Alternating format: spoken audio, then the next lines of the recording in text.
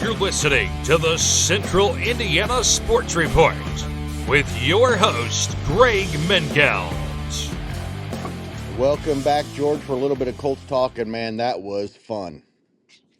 It was nice to see Anthony Richardson for the second time in 3 weeks lead a really clutch drive.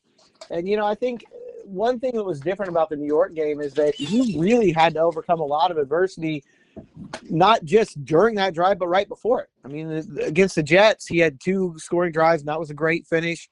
I think it's harder, though, to kind of do what he did on Sunday. Throw an interception, then the defense gets a big stop, you get the ball back. You have a couple drops during that drive that take away big plays.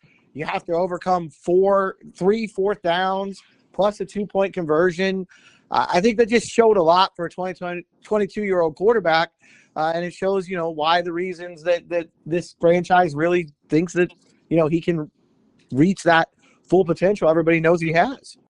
I have not been a fan of Shane Steichen the last month or two, but I have a philosophy that if you're 2 yards away, you always go for the win. It was a gutsy call. If they don't get it, he probably takes the blame, but he's got to take the credit for too, right? Absolutely. I think, I really think the last 3 weeks since Anthony Richardson got back, we've seen more of the Shane Steichen that you saw last year. I think he's done a much better job of playing to Richardson's strengths and, leaning more on Jonathan Taylor.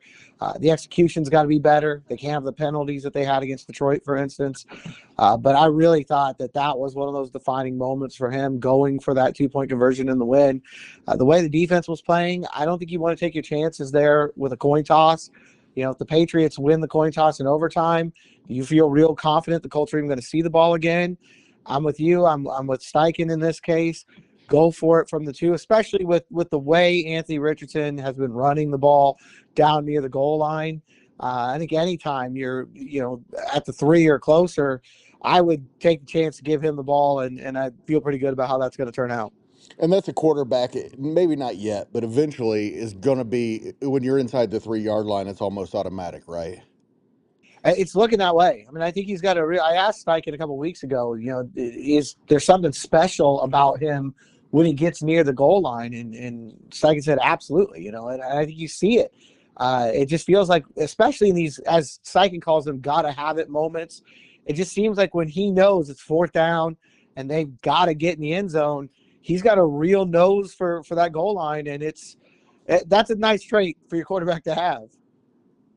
So how's the health of the team going into the bye?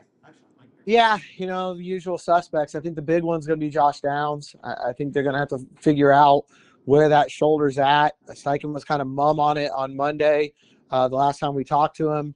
And obviously they don't have a lot. They're not going to have to say a lot about that leading up to the game, so they're probably not going to put a lot out there.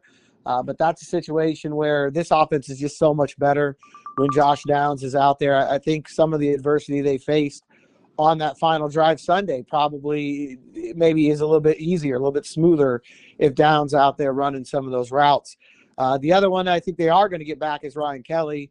It sounds like they're pretty confident that he'll be able to come back from injured reserve. So, shore up that offensive line a little bit. They did a great job with the replacements on Sunday, but I think they'd be happy to get their veterans back in there and, have a healthy offensive line down the stretch. Do you think, by the way, the offensive line was fantastic on Saturday. The line of scrimmage moved the entire game in the Colts' direction. Do you think that was more a factor of the Colts playing well, or the fact that they're playing a team that has a lot of weaknesses on their defense? Probably a little bit of both. I mean, we've seen New England struggle at just about every level on their defense throughout this year. But also, I think you got to give credit to the 3 guys that came in either for the first time this year or in a new position.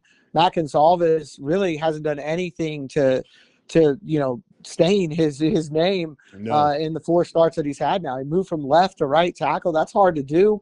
And the best thing about it is you didn't really recognize him on Sunday, and that's important because if you had, it probably would have been in a negative way.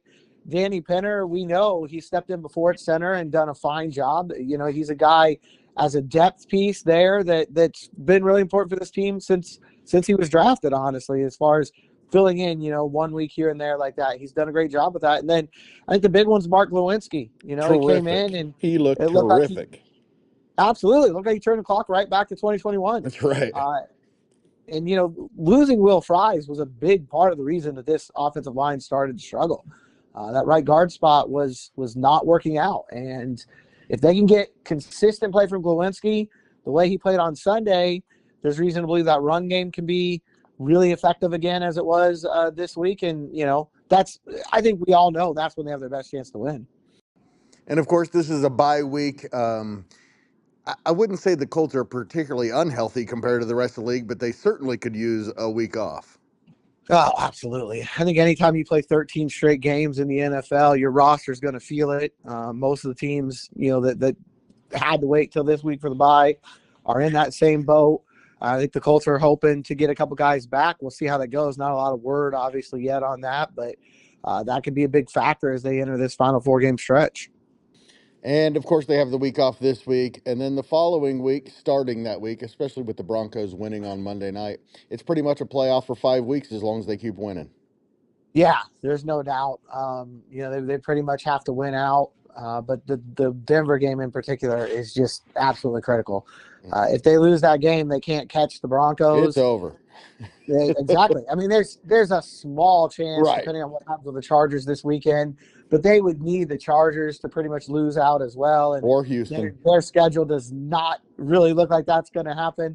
I think they finish with the Raiders and another team that's struggling. Maybe I can't remember right off the top of my head, but there's two very winnable games at the end of the year for the Chargers. So it's essentially a playoff game for the Colts on Sunday. If they do not beat Denver, they would be 3 games down with 3 to play, and Denver would have a tiebreaker. So they'd be eliminated from passing the Broncos. If they win, you're only 1 down with 3 to play, and Denver does have some tough games down the stretch, and you'd have the tiebreaker. So it is absolutely critical that they win on the 15th. Yeah, it seems like they've had a lot of big games like this in the last 4 or 5 years, and it seems like they always, every single time, come up just a little bit short. So it'll be interesting to see what happens in that one. Yeah, I mean, if you watch Denver at all on Monday night, they've got a pretty explosive offense. They do a lot of things that could hurt the Colts, but their defense also had some leaks in it on Monday. So we'll see how that turns out. But yeah, this is one of those huge franchise-defining moments. I think the one thing that's changed in the last 3 weeks, though, for this team is the trajectory of the young quarterback, and I think that's something that it makes everything going forward feel a little bit different. So, winning is critical. It's absolutely the number one goal.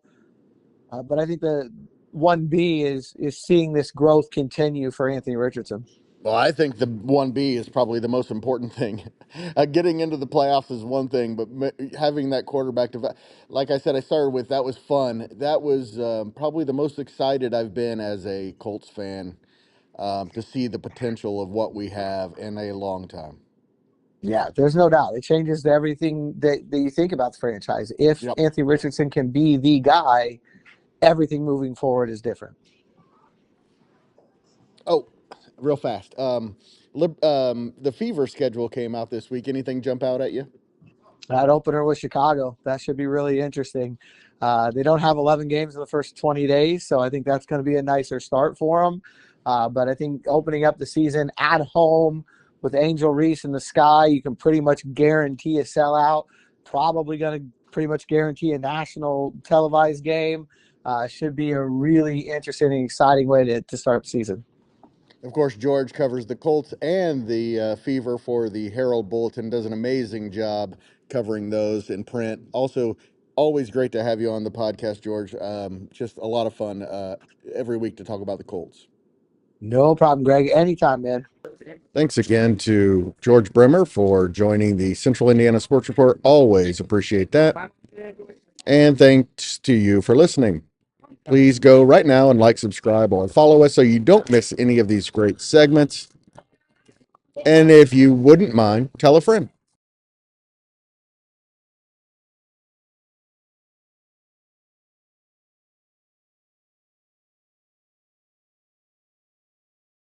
The Central Indiana Sports Report is a product of ITG Media, and also I Love Susan.